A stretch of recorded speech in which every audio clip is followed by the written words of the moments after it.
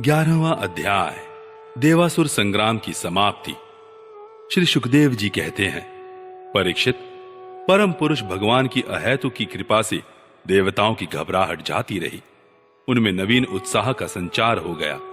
पहले इंद्र, वायु आदि देवगण रणभूमि में जिन जिन दैत्यों से आहत हुए थे, उन्हीं के ऊपर अब वे पूरी शक्ति से प्रहार करने लगे। परम ऐश्वर्यशाली इंद्र ने बलि से लड़ते लड़ते जब उन पर क्रोध करके वज्र उठाया, तब सारी प्रजा में हाहाकार मच गया। बलि अस्त्र शस्त्र से सुसज्जित होकर बड़े उत्साह से युद्ध भूमि में बड़ी निर्भयता से डटकर विचर रहे थे। उनको अपने सामने ही देखकर हाथ में वज्र लिए हुए इंद्र ने उनका तिरस्कार करके कहा, मूर्ख, जैसे नट बच्चों की आंखें बांधकर अपने जादू से उनका धन ऐंठ लेता है, वैसे ही तू माया की चालों से हम पर विजय प्राप्त करना चाहता है। तुझे पता नहीं कि हम लोग माया के स्वामी हैं, वह हमारा कुछ नहीं बिगाड़ सकती। जो मूर्ख माया के द्वारा स्वर्ग पर अधिकार करना चाहते हैं और उसको लांघकर ऊपर के लोकों में भी धाक जमाना चाहते हैं, उन लुटेरे मूर्खों को मैं उनके पहले स्थान से भी नीचे पटक देता हूं। ना समझ, तूने माया की बड़ी बड़ी चालें चली हैं। देख, आज मैं अपने 100 धार वाले वज्र से तेरा सिर धड़ से अलग किए देता हूं। तू अपने भाई बंधुओं के साथ जो कुछ कर सकता हो करके देख ले। बलि ने कहा, इंद्र, जो लोग काल शक्ति की प्रेरणा से अपने कर्म के अनुसार युद्ध करते हैं, उन्हें जीत या हार, यश या अपयश अथवा मृत्यु मिलती ही है। इसी से ज्ञानी जन इस जगत को काल के अधीन समझकर न तो विजय होने पर हर्ष से फूल उठते हैं और न तो अपकीर्ति, हार अथवा मृत्यु से शोक के ही वशीभूत होते हैं। तुम लोग इस तत्व से अनभिज्ञ हो। तुम लोग अपने को जय पराजय आदि का कारण कर्ता मानते हो, इसलिए महात्माओं की दृष्टि से तुम शोचनीय हो।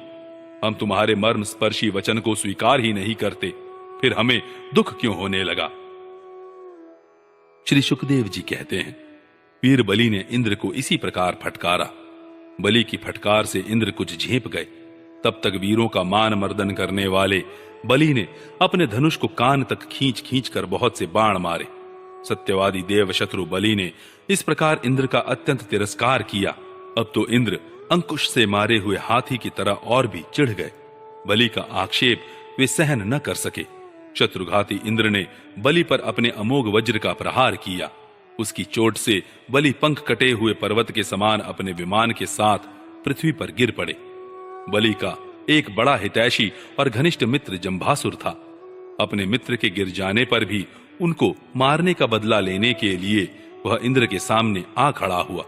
सिंह पर चढ़कर वह इंद्र के पास पहुंच गया और बड़े वेग से अपनी गदा उठाकर उनके जत्रु स्थान पर प्रहार किया। साथ ही उस महाबली ने ऐरावत पर भी एक गदा जमाई। गदा की चोट से ऐरावत को बड़ी पीड़ा हुई। उसने व्याकुलता से घुटने टेक दिए और फिर मूर्छित हो गया। उसी समय इंद्र का सारथी मातली 1000 घोड़ों से जुता हुआ रथ ले आया और शक्तिशाली इंद्र ऐरावत को छोड़कर तुरंत रथ पर सवार हो गए। दानव श्रेष्ठ जंभ ने रणभूमि में मातली के इस काम की बड़ी प्रशंसा की और मुस्कुराकर चमकता हुआ त्रिशूल उसके ऊपर चलाया। मातली ने धैर्य के साथ इस असह्य पीड़ा को सह लिया। तब इंद्र ने क्रोधित होकर अपने वज्र से जंभ का सिर काट डाला। देवर्षि नारद से जंभासुर की मृत्यु का समाचार जानकर उसके भाई बंधु नमुचि, बल और पाक झटपट रणभूमि में आ पहुंचे। अपने कठोर और मर्म स्पर्शी वाणी से उन्होंने इंद्र को बहुत कुछ बुरा भला कहा और जैसे बादल पहाड़ पर मूसलधार पानी बरसाते हैं, वैसे ही उनके ऊपर बाणों की झड़ी लगा दी। बल ने बड़े हस्त लाघव से एक साथ ही 1000 बाण चलाकर इंद्र के 1000 घोड़ों को घायल कर दिया। पाक ने 100 बाणों से मातली को और 100 बाणों से रथ के एक एक अंग को छेद डाला। युद्ध भूमि में यह बड़ी अद्भुत घटना हुई कि एक ही बार इतने बाण उसने चढ़ाए और चलाए। नमुचि ने बड़े बड़े 15 बाणों से, जिनमें सोने के पंख लगे हुए थे, इंद्र को मारा और युद्ध भूमि में वह जल से भरे बादल के समान गरजने लगा। जैसे वर्षा काल के बादल सूर्य को ढक लेते हैं, वैसे ही असुरों ने बाणों की वर्षा से इंद्र और उनके रथ तथा सारथी को भी चारों ओर से ढक दिया। इंद्र को न देखकर देवता और उनके अनुचर अत्यंत विह्वल होकर रोने चिल्लाने लगे। एक तो शत्रुओं ने उन्हें हरा दिया था और दूसरे अब उनका कोई सेनापति भी न रह गया था। उस समय देवताओं की ठीक वैसी ही अवस्था हो रही थी जैसे बीच समुद्र में नाव टूट जाने पर व्यापारियों की होती है, परंतु थोड़ी ही देर में शत्रुओं के बनाए हुए बाणों के पिंजड़े से घोड़े, रथ, ध्वजा और सारथी के साथ इंद्र निकल आए। जैसे प्रातः काल सूर्य अपनी किरणों से दिशा, आकाश और पृथ्वी को चमका देते हैं, वैसे ही इंद्र के तेज से सबके सब जगमगा उठे। वज्रधारी इंद्र ने देखा कि शत्रुओं ने रणभूमि में हमारी सेना को रौंद डाला है। तब उन्होंने बड़े क्रोध से शत्रु को मार डालने के लिए वज्र से आक्रमण किया। परीक्षित, उस 8 धार वाले पैने वज्र से उन दैत्यों के भाई बंधुओं को भी भयभीत करते हुए उन्होंने बल और पाक के सिर काट लिए। परीक्षित, अपने भाइयों को मरा हुआ देख नमुची को बड़ा शोक हुआ। वह क्रोध के कारण आपे से बाहर होकर इंद्र को मार डालने के लिए जी जान से प्रयास करने लगा। इंद्र, अब तुम बच नहीं सकते, इस प्रकार ललकारते हुए एक त्रिशूल उठाकर वह इंद्र पर टूट पड़ा। वह त्रिशूल फौलाद का बना हुआ था, सोने के आभूषणों से विभूषित था और उसमें घंटे लगे हुए थे। नमुची ने क्रोध के मारे सिंह के समान गरज कर इंद्र पर वह त्रिशूल चला दिया। परीक्षित, इंद्र ने देखा कि त्रिशूल बड़े वेग से मेरी ओर आ रहा है।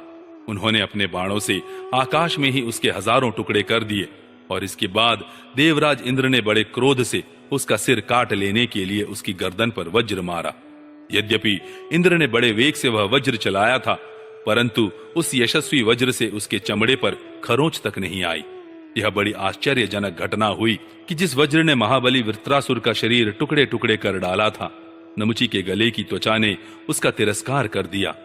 जब वज्र नमुची का कुछ न बिगाड़ सका, तब इंद्र उससे डर गए। वे सोचने लगे कि दैव योग से संसार भर को संचय में डालने वाली यह कैसी घटना हो गई। पहले युग में जब ये पर्वत पांखों से उड़ते थे और घूमते फिरते भार के कारण पृथ्वी पर गिर पड़ते थे, तब प्रजा का विनाश होते देखकर इसी वज्र से मैंने उन पहाड़ों की पांखें काट डाली थी। त्वष्टा की तपस्या का सार ही वृत्रासुर के रूप में प्रकट हुआ था, उसे भी मैंने इसी वज्र के द्वारा काट डाला था। और भी अनेकों दैत्य जो बहुत बलवान थे और किसी अस्त्र शस्त्र से जिनके चमड़े को भी चोट नहीं पहुंचाई जा सकती थी, इसी वज्र से मैंने मृत्यु के घाट उतार दिए थे।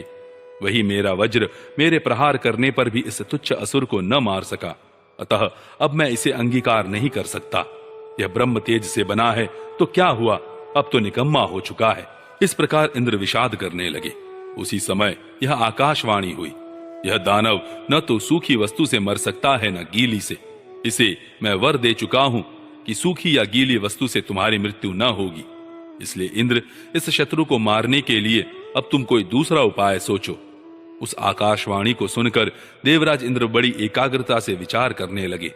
सोचते सोचते उन्हें सूझ गया कि समुद्र का फेन तो सूखा भी है, गीला भी, इसलिए न उसे सूखा कह सकते हैं न गीला। अतः इंद्र ने उस न सूखे और न गीले समुद्र फेन से नमुची का सिर काट डाला। उस समय बड़े बड़े ऋषि मुनि भगवान इंद्र पर पुष्पों की वर्षा और उनकी स्तुति करने लगे। गंधर्व शिरोमणि विश्वावसु तथा परावसु गान करने लगे। देवताओं की दुंदुभियां बजने लगी और नर्तकियां आनंद से नाचने लगी। इसी प्रकार वायु, अग्नि, वरुण आदि दूसरे देवताओं ने भी अपने अस्त्र शस्त्रों से विपक्षियों को वैसे ही मार गिराया जैसे सिंह हरिणों को मार डालते हैं। परीक्षित, इधर ब्रह्मा जी ने देखा कि दानवों का तो सर्वथा नाश हुआ जा रहा है। तब उन्होंने देवर्षि नारद को देवताओं के पास भेजा और नारद जी ने वहां जाकर देवताओं को लड़ने से रोक दिया। नारद जी ने कहा, देवताओं, भगवान की भुजाओं की छत्र छाया में रहकर आप लोगों ने अमृत प्राप्त कर लिया है और लक्ष्मी जी ने भी अपनी कृपा कोर से आपकी अभिवृद्धि की है, इसलिए आप लोग अब लड़ाई बंद कर दें।